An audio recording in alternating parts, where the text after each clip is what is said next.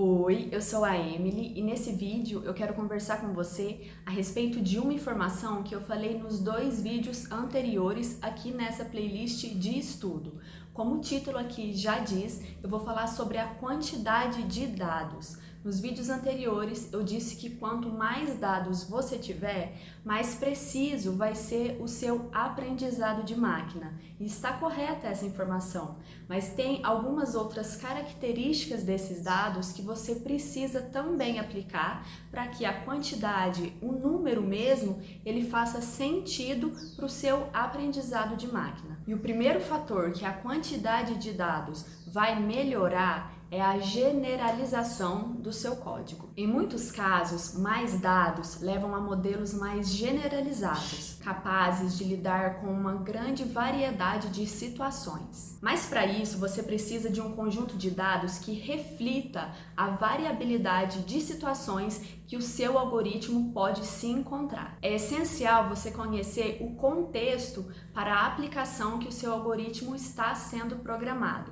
para que assim você consiga criar um algoritmo que vai fazer previsões com padrões generalizáveis. E conseguir um conjunto de dados que faça o seu algoritmo criar um padrão mais generalizável vai atingir em cheio a questão da redução do overfitting. E o que é o overfitting, gente? O overfitting ou sobreajuste é quando os seus dados ele se acostuma tanto com aquele conjunto de dados ali que ele tem, que quando chega um dado novo para ele classificar e não tem as mesmas características dos dados de treinamento, ele se perde e não consegue fazer uma classificação, uma detecção de maneira precisa e confiável. É como se o seu algoritmo ele estivesse viciado naquele conjunto de dados ali. Ele não sabe nada além do que você passou para ele ali naquele conjunto. E em aplicações mais complexas,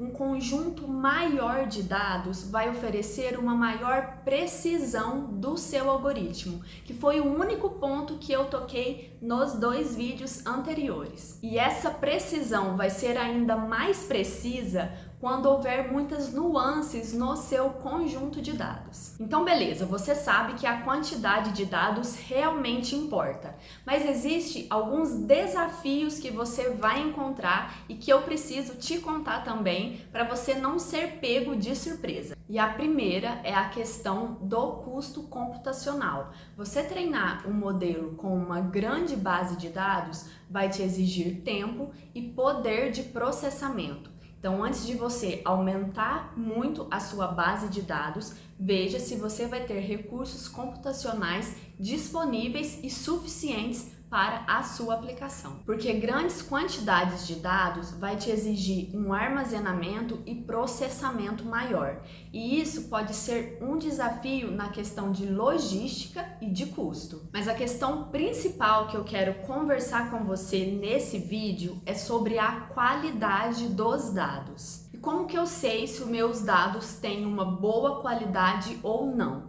A qualidade de um dado ela é medida a respeito da precisão dele, a representatividade do seu dado. Lembra que eu disse que o seu dado ele precisa representar realmente a vida real, o contexto em que ele está inserido aí.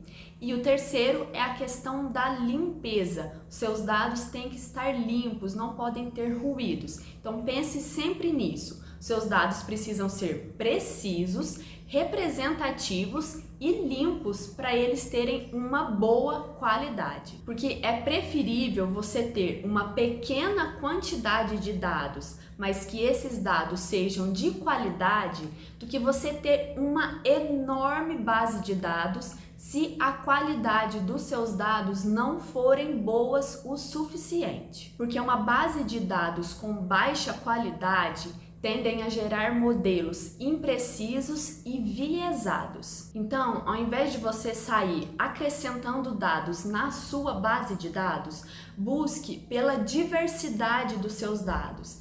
Tenha dados representativos, dados de qualidade, porque igual eu falei, uma quantidade de dados menor, ela pode ser mais valiosa e precisa do que uma base de dados grande, mas que tenha muito ruído, não seja de qualidade esses dados sejam viesados. Resumidamente, você precisa encontrar um equilíbrio entre a quantidade de dados e a qualidade de dados pensando num aprendizado de máquina. Você precisa buscar a maximização de generalização e desempenho do seu modelo sem comprometer recursos adicionais que sejam desnecessários. Bom, gente, é esse o conteúdo que eu quis trazer com esse vídeo. Eu espero que tenha ficado claro. Qualquer dúvida é só colocar aqui embaixo nos comentários para mim. Eu sempre respondo os comentários de vocês. Eu peço para você se inscrever no canal se você tiver gostado desse vídeo e estiver gostando dessa série,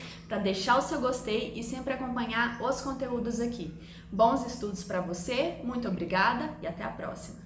E conseguir um conjunto de dados que faça que o seu algoritmo crie padrões generalizáveis vai... Como que eu falo isso? E o primeiro fator que é a quantidade... E o primeiro fator, que é a quantidade de dados,